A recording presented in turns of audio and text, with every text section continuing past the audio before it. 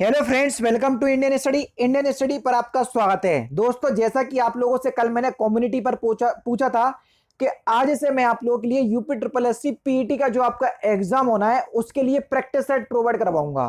तो आज मैं आपको फर्स्ट प्रैक्टिस सेट प्रोवाइड करवाऊंगा। उससे पहले आप ये जान लो कि पीईटी का सिलेबस कैसा है ना।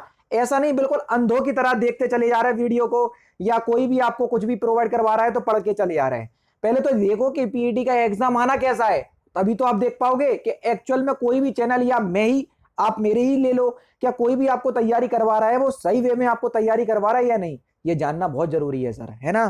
तो देखो, सबसे पहले आपके देख लीजिए, इंडियन कॉन्स्टिट्यूशन के 5 क्वेश्चंस आएंगे, जनरल साइंस के 5 क्वेश्चंस, मैथ के 5 क्वेश्चंस, हिंदी के 5 क्वेश्चंस, इंग्लिश के 5 क्वेश्चंस, रीजनिंग के आपको 5 क्वेश्चंस मिलेंगे, करंट अफेयर्स के 10 क्वेश्चंस, जनरल अवेयरनेस के 10 क्वेश्चंस और हिंदी गद्यांश और व्याकरण के 10 क्वेश्चंस। हिंदी के वो 5 क्वेश्चंस थे, व्याकरण और गद्यांश के 10 क्वेश्चंस, तो 15 क्वेश्चंस हिंदी से हैं। उसके बाद देखिए, इंडियन हिस्ट्री के 5 क्वेश्चंस हैं, नेशनल मूवमेंट के 5 क्वेश्चंस हैं, ज्योग्राफी के 5 क्वेश्चंस हैं, इंडियन इकोनॉमी के 5 क्वेश्चंस हैं, इंडियन कॉन्स्टिट्यूशन, ये मैंने आपको बता दिया है यहाँ तक, ठीक है। अब मैं जो आपको वीडियो प्रोवाइड करवाऊंगा उसमें रीजनिंग, मैथ और इंग्लिश के क्वेश्चंस नहीं होंगे। बाकी जितने भी आपके क्वेश्चंस बचे हैं सभी कुछ इसकी वीडियो में आपको देखने को मिल जाएंगे, तो वीडियो को एंड तक जरूर देखिएगा। पहला क्वेश्चन दोस्तों आपके सामने, सदैव शब्द का विच्छेद क्या होगा, जल्दी बताइए। सदैव शब्द का आपको संधि विच्छेद बताना है। तो सदैव शब्द का संधि विच्छेद क्या हो जाएगा सर? सदा प्लस एव, सदा प्लस एव। और ये किस संधि का नियम है सर? ये विरद्धि संधि का नियम है। तो यहाँ पर चौथा ऑप्शन यहाँ पर आपका बिल्कुल करेक्ट होगा। हम तारों को टिमटिमाते हुए देख पाते हैं, किस कारण? तो तारे जो टिमटिमाते हैं ना, ये प्रकाश के अपवर्तन के कारण टिमटिमाते हैं, तो पहला ही ऑप्शन करेक्ट। जवाहरलाल नेहरू ने 2 अक्टूबर 1959 को पंचायती राज प्रारंभ किया था, कहां पर, जल्दी बताओ। तो ये राजस्थान के नागौर जिले से प्रारंभ किया था। पहला ही ऑप्शन यहां पर आपका बिल्कुल करेक्ट हो जाएगा। नेक्स्ट क्वेश्चन सर आपके सामने, हिंदुस्तान सोशलिस्ट रिपब्लिक एसोसिएशन की स्थापना की गई थी या किसने की थी, ये हमसे पूछा है। तो किसने की थी? तो सही आंसर हो जाएगा आपका चंद्रशेखर आजाद ने। चौथा ऑप्शन यहां पर आपका बिल्कुल करेक्ट होगा। वाणिज्य के क्षेत्र में बुल तथा बियर जुड़े हैं। बुल और बियर शब्द जो है वो किससे संबंधित हैं? तो आपका सही आंसर हो जाएगा शेयर बाजार। तीसरा ऑप्शन बिल्कुल करेक्ट। पश्चिम बंगाल की मुख्य फसल क्या है, जल्दी बताइए सर। पश्चिम बंगाल की मुख्य फसल क्या है, क्वेश्चन नंबर 8। तो सही आंसर हो जाएगा चावल। तीसरा ऑप्शन करेक्ट।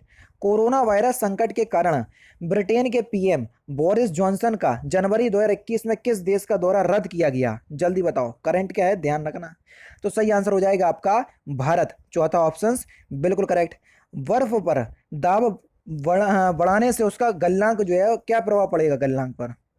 बर्फ पर अगर आप दाब बढ़ा रहे तो उसके गलनांक जो है वो घट जाएगा। पहला ही ऑप्शन करेक्ट। नेक्स्ट क्वेश्चन, भुजंग शब्द का समानार्थी शब्द कौन सा होगा, जल्दी बताओ। भुजंग शब्द का समानार्थी शब्द, जल्दी बताइए। तो भुजंग शब्द का समानार्थी शब्द क्या हो जाएगा? सर्प और नाग। पहला ही ऑप्शन यहाँ पर आपका बिल्कुल करेक्ट है।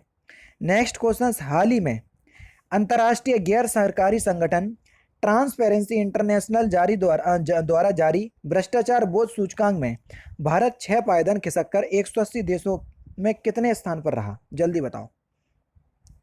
तो ये रहा आपका 86वें स्थान पर। चौथा ऑप्शन यहाँ पर आपका बिल्कुल करेक्ट है। प्रधानमंत्री नरेंद्र मोदी ने किस राज्य में महाबाहु ब्रह्मपुत्र योजना का शुभारंभ किया? तो किस राज्य में किया? तो ये असम राज्य में किया सर। तीसरा ऑप्शन बिल्कुल करेक्ट। दक्षिण अफ्रीका का निम्नलिखित में से कौन सा क्रिकेटर आईपीएल नीलामी के इतिहास में सबसे ज्यादा राशि 16.25 करोड़ में बिकने वाला पहला प्लेयर बन गया? तो आपका सही आंसर क्या हो जाएगा? Chris Morris. पहला ही ऑप्शन करेक्ट। भारतीय संविधान में अपशिष्ट शक्तियां किसमें सन्निहित हैं, जल्दी बताओ। तो आपका सही आंसर क्या हो जाएगा सर? संसद। अपशिष्ट शक्तियां मैंने आपको बता दिया, जब केंद्र और राज्यों की भी शक्तियों का बंटवारा हो रहा था तो कुछ ऐसी शक्तियां जो बची रह गई, उन्हीं शक्तियों को ही अपशिष्ट शक्तियां कहते हैं, जिस पर संसद यानी कि केंद्र का अधिकार होता है। कावेरी नदी के पानी का बंटवारा किस राज्य से संबंधित नहीं है, जल्दी बताओ। तो सही आंसर हो जाएगा महाराष्ट्र। चौथा ऑप्शन बिल्कुल करेक्ट। अब ये देख लीजिए, ये रीजनिंग का क्वेश्चन आ गया, ठीक है, तो इसको हम स्किप करेंगे, और वैसे भी ये आपका ब्लड रिलेशन वाला है तो यहाँ समझा नहीं पाऊंगा, इसलिए स्किप करेंगे। बंगाल का एकीकरण किस वर्ष में संपन्न हुआ, जल्दी बताओ। तो तो ये वर्ष 1912 में संपन्न हुआ, यानी कि चौथा ऑप्शन जो है वो आपका बिल्कुल करेक्ट हो जाएगा। नेक्स्ट क्वेश्चन सर आपके सामने, विश्व ब्रेल दिवस जो है वो निम्नलिखित में से किस दिन मनाया जाता है? तो हम 4 जनवरी के दिन मनाते हैं, दूसरा ऑप्शन करेक्ट। भारत में सबसे अधिक साक्षरता वाला प्रदेश कौन सा है? Question number 33।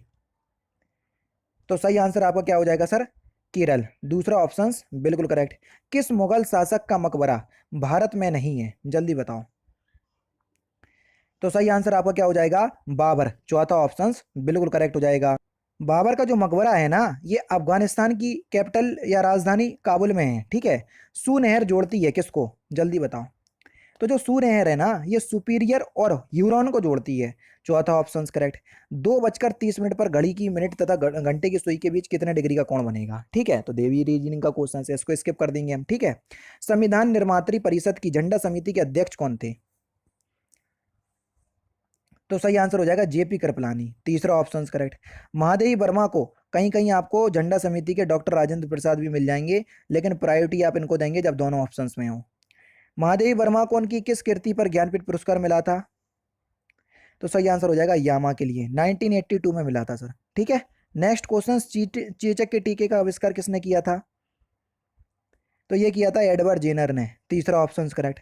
सर्वप्रथम भारत रत्न पाने वाला भारतीय कौन था? तो सर्वप्रथम भारत रत्न पाने वाली भारतीय थी आपकी मदर टेरेसा, तीसरा ऑप्शन जो है वो आपका बिल्कुल क्या हो जाएगा सर? करेक्ट हो जाएगा। इंपॉर्टेंट क्वेश्चंस हैं, ठीक है। और कब दिया गया था इनको? जो भारत रत्न, अगर हम बात करें, सर्वप्रथम भारत रत्न पाने वाली भारतीय महिला मदर टेरेसा थी, जिनको 1980 में भारत रत्न से जो है सम्मानित किया गया था, ठीक है। चलिए नेक्स्ट क्वेश्चन आपके सामने, बुद्ध के उपदेश किससे संबंधित हैं? जल्दी बताओ। 46। आचरण की शुद्धता एवं पवित्रता से संबंधित है, चौथा ऑप्शन करेक्ट। स्वराज मेरा जन्मसिद्ध अधिकार है और इसको मैं लेकर करूंगा, ये किसने कहा था या किसका स्लोगन है? तो ये बाल गंगाधर तिलक का स्लोगन है, दूसरा ऑप्शन करेक्ट। किस देश ने हाल ही में पाकिस्तानी महिलाओं के लिए मलाला यूसुफजई अधिनियम पारित किया? तो आप सभी लोग जानते हैं किसने किया। तो सही आंसर हो जाएगा अमेरिका, तीसरा ऑप्शन करेक्ट। काराकोरम राजमार्ग जोड़ता है किसको? तो काराकोरम राजमार्ग जो है ये पाकिस्तान को चीन से जोड़ता है, दूसरा ऑप्शन बिल्कुल करेक्ट। 1857 के विद्रोह के समय ब्रिटिश प्रधानमंत्री कौन था? तो सही आंसर हो जाएगा आपका पाम्स्टन, दूसरा ऑप्शन करेक्ट। जोग प्रपात किस नदी पर स्थित है? Question number 53। तो सही आंसर हो जाएगा शरावती नदी, पहला ऑप्शन करेक्ट। दिए गए विकल्पों में से तीव्र का विपरीतार्थी या विलोम शब्द क्या होगा? तीव्र का विलोम शब्द। तो सही आंसर हो जाएगा आपका मंद, चौथा ऑप्शन करेक्ट। व्यक्तियों को कर राहत की दृष्टि से निम्नलिखित में से कौन अन्य तीन से जो है वो अन्य तीन से भिन्न है? यही पूछा होगा, बिल्कुल ठीक है, अन्य तीन से भिन्न है। तो सही आंसर हो जाएगा सार्वजनिक भविष्य निधि, दूसरा ऑप्शन करेक्ट। शुष्क सेल में एनोड क्या होता है? जल्दी बताओ। तो शुष्क सेल में एनोड जो है वो जस्ता होता है, दूसरा ऑप्शन करेक्ट। निम्नलिखित में से किस सरकार ने ओलंपिक में स्वर्ण पदक जीतने वाले खिलाड़ी को 3 करोड़ रुपए देने की घोषणा की? तो सही आंसर हो जाएगा आपका राजस्थान। सार्क का मुख्यालय कहाँ पर स्थित है? Simple important question. तो ये काठमांडू में स्थित है, तीसरा ऑप्शन बिल्कुल करेक्ट। मोहम्मद बिन कासिम द्वारा संधि की विजय, सिंध की विजय कब हुई? सॉरी, सिंध की विजय मोहम्मद बिन कासिम के द्वारा, तो ये 712 ईस्वी में हुई। अब ये मैथ का क्वेश्चन आ गया, हालांकि बीच बीच में मैं हटाता गया हूँ, लेकिन कुछ क्वेश्चंस बीच में आ गए हैं तो उनको हम स्किप करते जाएंगे। इसमें विषम पद आपको बताना है, रीजनिंग का क्वेश्चन है, फिर भी कर लो। विषम क्वेश्चन आपको बताना है, देखो दर्जी, बढ़ई, लोहार, नाई। नाई जो है ये आपका इसमें विषम हो जाएगा, चौथा ऑप्शन करेक्ट। भारत किस खनिज के उत्पादन में आत्मनिर्भर है? तो सही आंसर आपका क्या हो जाएगा सर? ग्रेफाइट, चौथा ऑप्शन करेक्ट। मुख्य चुनाव आयुक्त को पदच्युत किया जाता है किसके द्वारा? तो सही आंसर हो जाएगा आपका संसद के दोनों सदनों के सदस्यों के 2/3 बहुमत से प्रमाणित कदाचार के आधार पर, चौथा ऑप्शन करेक्ट। गांधी इरविन समझौता किस आंदोलन को रोकने का प्रावधान था? तो सही आंसर हो जाएगा सविनय अवज्ञा आंदोलन, दूसरा ऑप्शन बिल्कुल करेक्ट। नेक्स्ट क्वेश्चन से आपका, अखिल भारतीय शतरंज महासंघ के नए अध्यक्ष के रूप में किसे चुना गया? तो डॉक्टर संजय कपूर को, दूसरा ऑप्शन करेक्ट। शून्य आधारित बजट का क्या अर्थ होता है? जल्दी बताओ। तो सही आंसर हो जाएगा बिल्कुल नए सिरे से बजट तैयार करना। मोहिनी अट्टम किस राज्य का लोक नृत्य है? तो ये कोरल का लोक नृत्य है, पहला ही ऑप्शन करेक्ट। उदय शंकर किस वाद्य यंत्र से संबंधित है? उदय शंकर। तो सही आंसर हो जाएगा नृत्य से। चौथा ऑप्शन बिल्कुल करेक्ट। अमेरिकी अंतरिक्ष एजेंसी नासा ने किस ग्रह पर जीवन की खोज के लिए पेरिसेरम रोवर की सफलतापूर्वक लैंडिंग कराई है? तो सही आंसर आपका क्या हो जाएगा सर? मंगल ग्रह। पहला ही ऑप्शन करेक्ट। प्रसिद्ध ग्रंथ रामायण के रचयिता कौन है? जल्दी बताओ। रामायण के रचयिता।